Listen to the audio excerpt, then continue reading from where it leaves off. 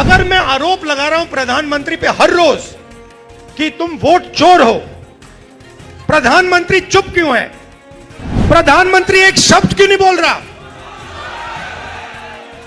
क्योंकि प्रधानमंत्री वोट चोर है और वो जानता है कि हमने उसको पकड़ लिया है। बिहार के मोतिहारी से राहुल गांधी ने उठाया एक बड़ा सियासी सवाल, जहां प्रधानमंत्री मोदी चुप क्यों है।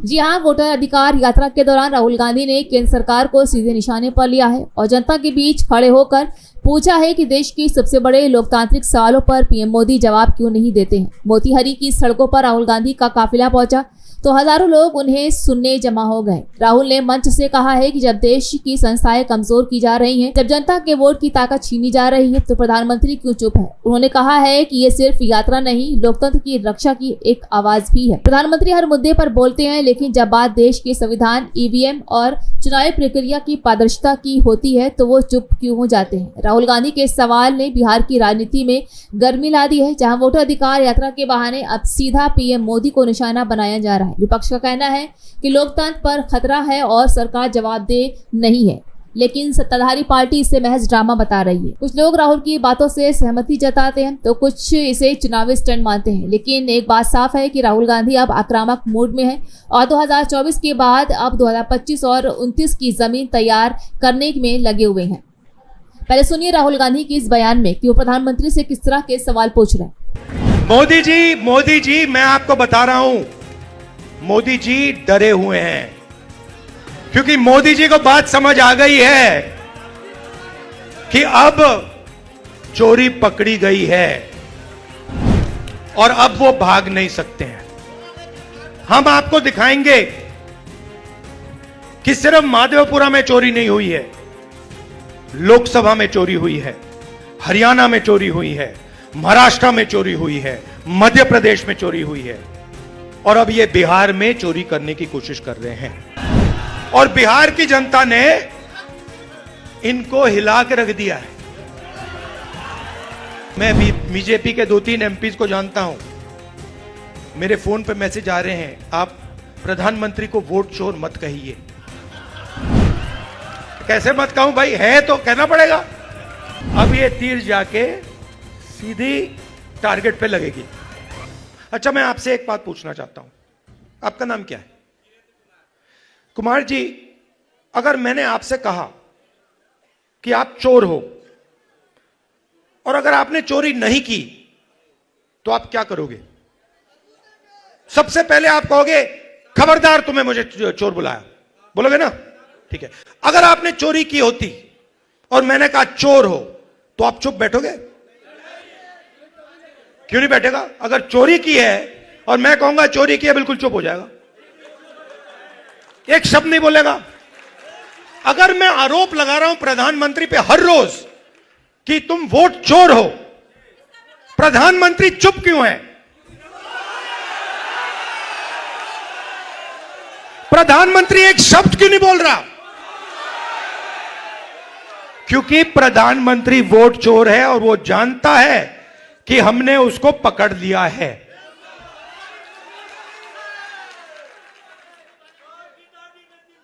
देखिए, मैं आपको एक बात बताता हूं। देखिए, हमारा जो काम है ना, मेरा जो काम है, मेरे बारे में आप दो चीजें समझ लीजिए। सबसे पहले, अगर मैंने किसी चीज के बारे में मन बना लिया तो फिर मन बना लिया, और दूसरी चीज, मैं सुपरफिशियल बात नहीं करता हूं, मैं गहराई से चीजों को समझकर काम करता हूं। अब आप एक बात समझिए और सुनिए, जब वोट चोरी होती है तो इस संविधान पर आक्रमण होता है। इस संविधान में लिखा है कि हिंदुस्तान के एक नागरिक को एक वोट मिलेगा, चाहे वो अंबानी हो, चाहे वो सबसे गरीब व्यक्ति हो, किसान हो, मजदूर हो, वोट एक मिलेगा। माधवापुरा में एक व्यक्ति का नाम 4-5 बार वोटर लिस्ट पे आता है, ये संविधान पर आक्रमण है और ये हम नहीं सहेंगे, ये हम नहीं होने देंगे। अब आप अच्छी तरह सुनिए, और जो मीडिया वाले मित्र हैं इसको आप अच्छी तरह लिख लीजिए। मैं गहराई में जाता हूं। हमने जो काम माधवपुरा में किया है उसको हम आने वाले समय में, माधवपुरा में नहीं रुकेगा वो, हम आपको दिखाएंगे, देश को दिखाएंगे।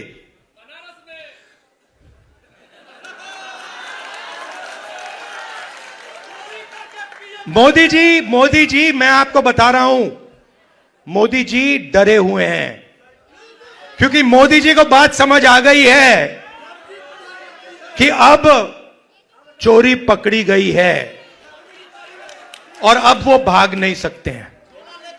हम आपको दिखाएंगे कि सिर्फ माधवपुरा में चोरी नहीं हुई है, लोकसभा में चोरी हुई है, हरियाणा में चोरी हुई है, महाराष्ट्र में चोरी हुई है, मध्य प्रदेश में चोरी हुई है और अब ये बिहार में चोरी करने की कोशिश कर रहे हैं। और बिहार की जनता ने इनको हिला के रख दिया है, हिला के रख दिया है।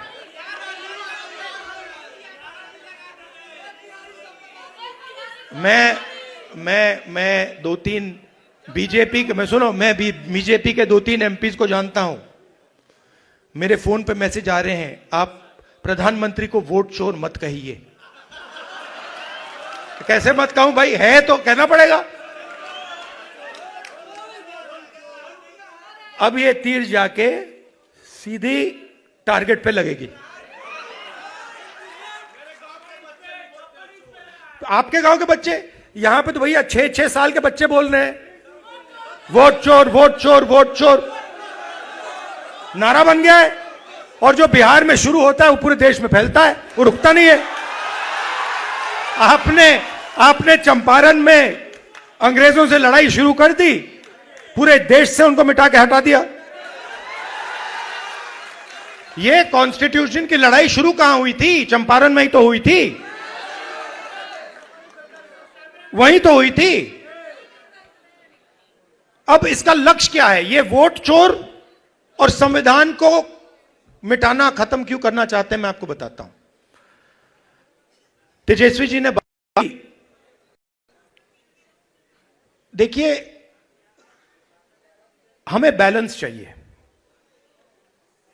बैलेंस चाहिए।